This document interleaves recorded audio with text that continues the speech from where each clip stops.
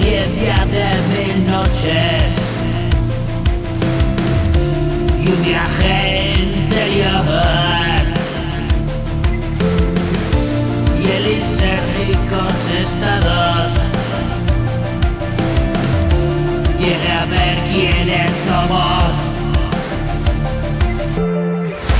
La energía vi en tus ojos, algo aterrador, maravilloso contacto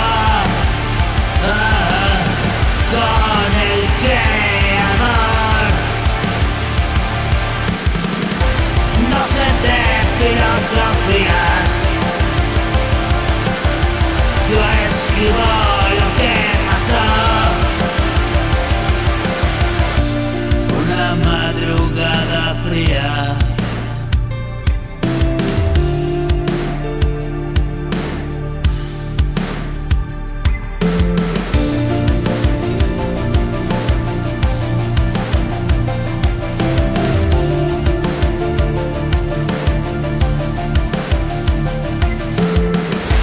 y saltamos al abismo, y desapareció el dolor. Un agradable estado de paz interior.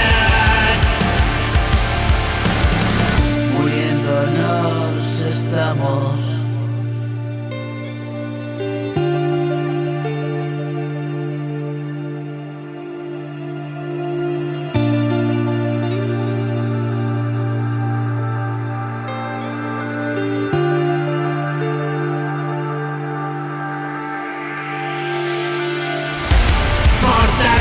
Y esperanza, al cross vivimos aún. Oh Dios, dame la